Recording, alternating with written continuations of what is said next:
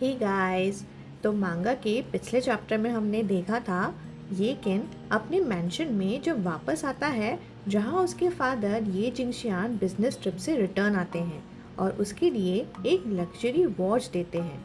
लेकिन ये किन को कोई इंटरेस्ट ही नहीं होता और वो अपने फादर के सोशल क्लाइंबिंग वाले एटीट्यूड को देखकर थोड़ा डिस्कनेक्टेड फील करता है। उसके दिमाग में ये जिंगशियान का ऑब्सेशन सिर्फ स्टेटस और पैसे से है।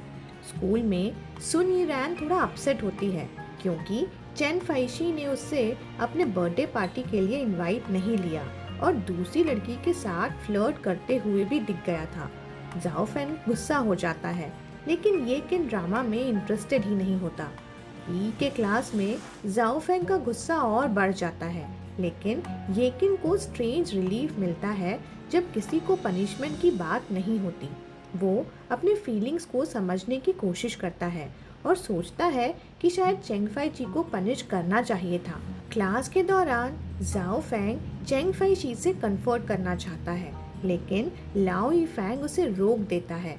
येकिन को पीई की क्लास बिल्कुल पसंद नहीं है और वो अब और ज़्यादा फ्रस्ट्रेट हो जाता है जब उसे चेंग फाई ची के साथ फेस टू फेस होना पड़ता है।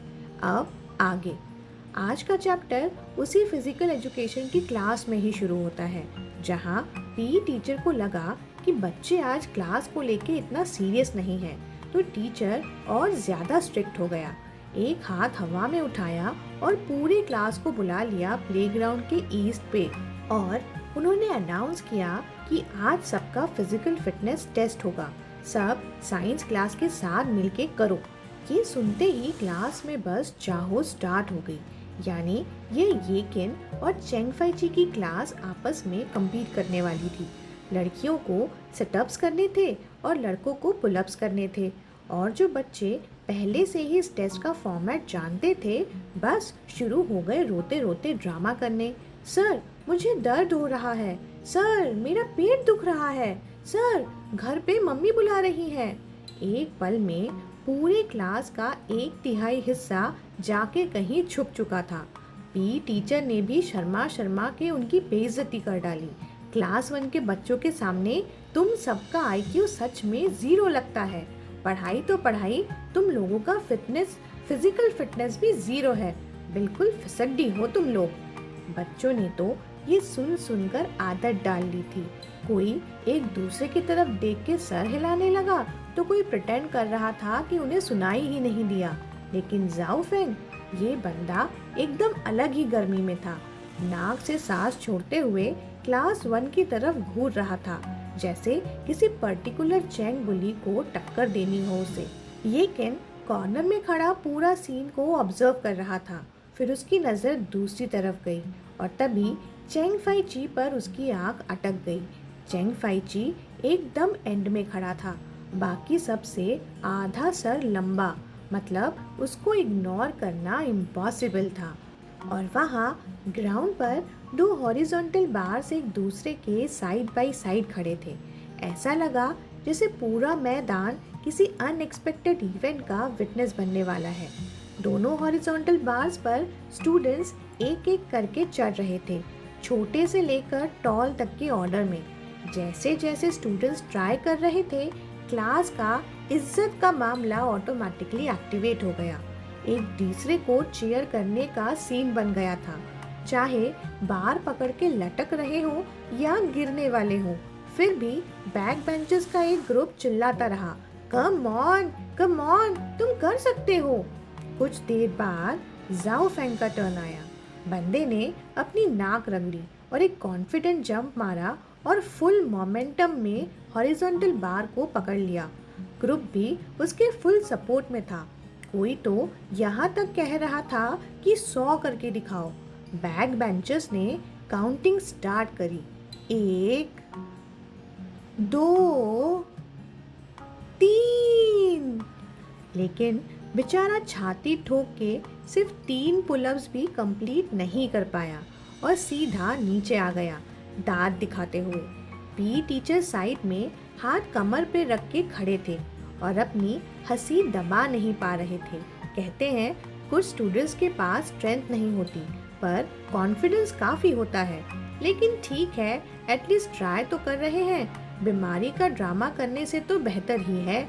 जाओ फेंग भी एकदम एनकरेज फील कर रहा था, एकदम फुल आसमान पे था, चेस्ट पफ आउट करके, जैसे वर्ल्ड क्लास एथलीट बन गया हो।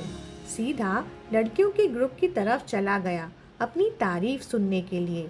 सुनिरैन देखा, मेरे कमाल का परफॉर्मेंस देखा तुमने?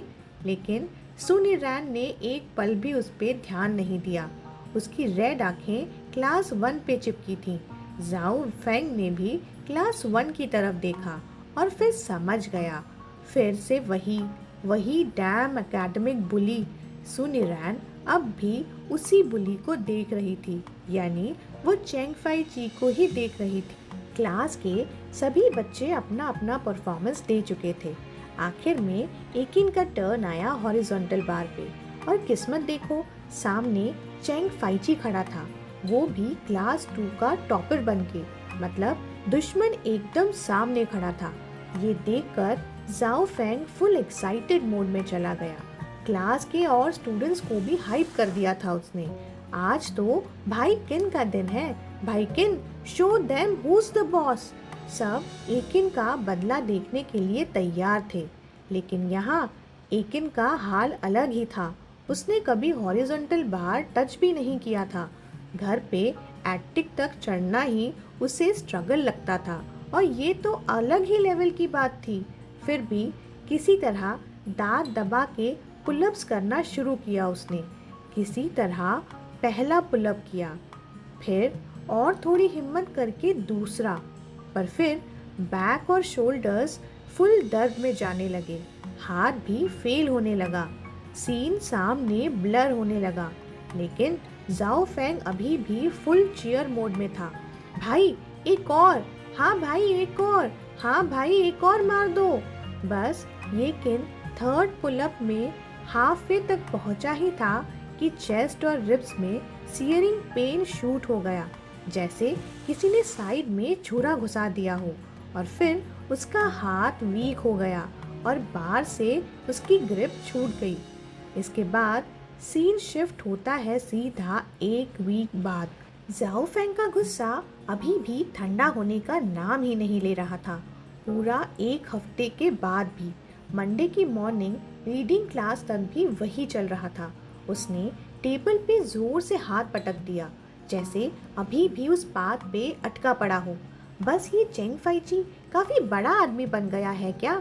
सिर्फ पुलअप्स कर लेता है तो क्या सोचता है, टॉप स्टूडेंट बनके सबका बाप बन गया है? इतना एटीट्यूड किस बात का है उसे? इतनी लड़कियां भी तो देख रही थी, किसको इम्प्रेस कर रहा था वो बंदा? और फिर सबसे बड़े पॉइंट पर आया, और अगर हमारा ये किन गिर रहा था तो क्या, गिर जाता तो गिर जाता, कोई जरूरत थी हीरो बनके उसे पकड़ने की? यानी हमारा ये किन उस दिन थर्ड पुशअप के बाद गिरा नहीं था। इंटरेस्टिंग, हिडियस, बहुत ही छुपा रुस्तम है ये बंदा। ये किन ने एक गहरी सांस ली अपनी नींद डिस्टर्ब होने पे, और गुस्से में टेबल पे पड़ा हुआ एक ब्रेड उठाया और सीधा जाओ फेंग के मुंह में घुसा दिया और चिल्लाया, अब चुप भी रहो। जाओ फेंग रुकी हुई हवा की तरह फुल एक्सप्लोड हो गया। मॉर्निंग रीडिंग क्लास खत्म होते ही सीधा एकिन के पीछे रेस्ट रूम तक पहुंच गया। बाथरूम के दरवाजे पे खड़ा होकर वही पुराना राग फिर से शुरू कर दिया। येकिन, तुझे गुस्सा नहीं आ रहा क्या? वो साफ साफ हमें पहचानने के बाद भी जबरदस्ती डराना चाह रहा था। अगर हमने अब भी कुछ नहीं किया तो वो और ज्यादा हमारे ऊपर चढ़ने लगेगा। येकिन पहले तो अंदर से अनबॉदर्ड था, पर जाओ फेंग का एनर्जी लेवल फुल 100% पे चला गया था। उसके दिमाग में फिर से वो सीन फ्लैश हो गया, हॉरिजॉन्टल बार से गिरना और फिर चेंग फाइची का उसे पकड़ लेना। डैम, लेकिन अब भी अपने दिमाग से वो मोमेंट निकाल ही नहीं पा रहा था। बार से गिरने का सीन बार बार उसके दिमाग में रिपीट हो रहा था, और सबसे ज़्यादा इरिटेटिंग बात ये थी कि चेंग फाइची ने उसे पकड़ लिया था, जैसे कोई उसकी फिक्र करता हो। जाओ फेंग अभी भी साइड में फुल ऑन ड्रामा मूड में था। अरे आधा मीटर ही तो ऊंचा था, गिर जाता तो गिर जाता, उसे क्या पड़ी थी तुम्हारी केयर करने की। लेकिन एकिन का दिमाग अलग ही ट्रैक पे चल रहा था। उसे क्या जरूरत थी बीच में आने की, और वो होता कौन है मुझे बचाने वाला। उसका गुस्सा और एम्बैरेसमेंट इतना मिक्स हो गया था कि उसे किसी को मुक्का मारने का मन कर रहा था। और तभी रियलिटी उसे याद आई। लेकिन पेन से डरता है, इसीलिए उसने अपनी आंखें बंद कर ली थी गिरने से पहले। लेकिन जब उसने आंखें खोली तो वो बिल्कुल ठीक था, दर्द जीरो था। वो साइड में देखता है, चेंग फाइची नीचे बैठा है, बिल्कुल एक्सप्रेशनलेस, आंखों में वही काम और अनरीडेबल गेज जैसे कन्वीनियंस स्टोर वाले दिन थी, जैसे वो मोमेंट इम्पोर्टेंट ही नहीं था उसके लिए। और फिर उसने बस कैजुअली येकिन का हाथ पकड़ा, उठाया, डस्ट ऑफ किया और बिना एक वर्ड बोले वापस चला गया, जैसे कुछ हुआ ही नहीं। येकिन का इरिटेशन अब कंट्रोल के बाहर जा रहा था। मतलब चेंग फाइची की कंसर्न ने उसको पैनिक मोड में डाल दिया था। एक तरफ तो वो बस एक स्ट्रेंजर बन के रह गया था फाइची की नज़र में, और दूसरी तरफ वो उसके ऊपर इतना ध्यान क्यों दे रहा था, इसके लिए वो कंफ्यूज हो रहा था। मतलब क्या ये बंदा क्या चाहता है? गले लगाना है क्या? सबको बताना है कि उन दोनों का क्या कनेक्शन है? येकिन ने बस सोचना ही बंद कर दिया।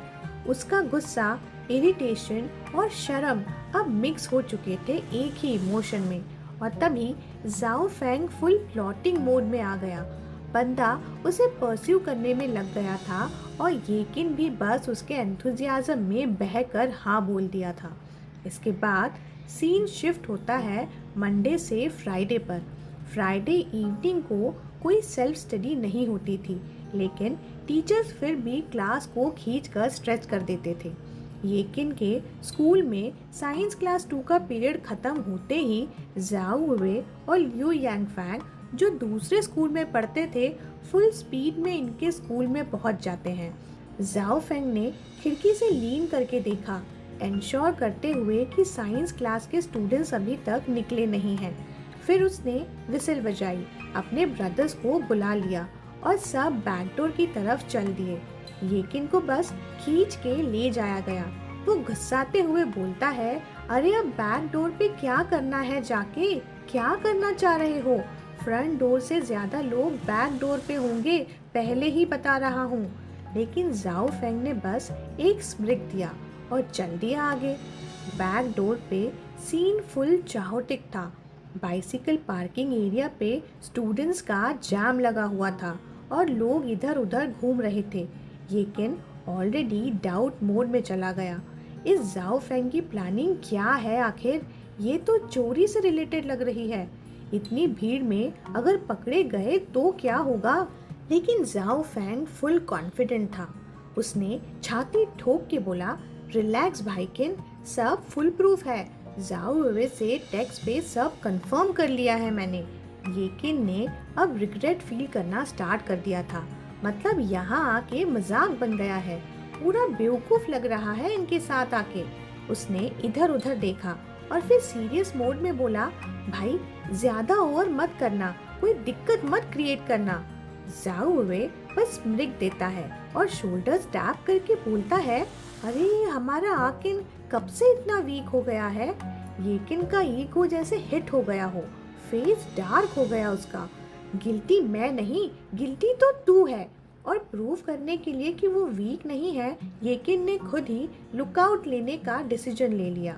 और तभी जाओ फेंग ने उसके हाथ में एक फ्रूट नाइफ थमा दिया। भाईकिन, इसको पकड़ के रख। येकिन का दिमाग जैसे हैंग हो गया। तुम लोग किसी को मारने वाले हो क्या? जाओ वे बस हल्की सी हंसी हंस दिया। फिर अपने हाथ में एक मोटा सा लोहे का कील उठाया। अरे इतना सीरियस मत हो, बस उसके साइकिल का टायर पंचर करेंगे ताकि वो घर तक चल के जाए, और अगर नहीं हुआ तो ये छुरा है ना। येकिन ने रिलीफ का सांस तो लिया, पर फिर भी उसे अंदर से एक अजीब सी फीलिंग आई। बच्चों वाला काम कर रहे हैं ये लोग, इतना चाइल्डिश रिवेंज। उसने उन्हें इग्नोर करने के लिए मुंह मोड़ लिया और बस बोला, मुझे ठंड लग रही है, मैं बस जा रहा हूँ। पर ये लोग फुल मिशन को कंप्लीट करने के मूड में थे। सब अपनी अपनी ड्यूटी पे लग गए, लेकिन एक छोटी सी गड़बड़ हो गई। बैक डोर से एकदम परफेक्ट व्यू मिल रहा था साइंस क्लास 1 की विंडो से, और वहाँ बैठा था चेंग फाइची। उसने टेस्ट पेपर ख़त्म कर लिया था, लेकिन टीचर अलाउ नहीं कर रही थी अर्ली सबमिशन के लिए, तो वो बोर होके खिड़की के बाहर देखने लगा। और वहाँ उसने क्लियरली देखा कुछ लोग पार्किंग लॉट में छुप छुप के कुछ कर रहे थे। चेंग फाइची बस चिल मोड में वेट कर रहा था। जैसे ही स्कूल ओवर हुआ, सब पेपर सबमिट हुए, वो आखिरी बंदा बन के अंदर तक रुक गया था। डोर को कामली लॉक किया, नीचे आया, एक साइड गेट से निकल गया, और उसने गैंग को एग्जैक्टली इतना टाइम दे दिया कि वो अपना काम कर सके।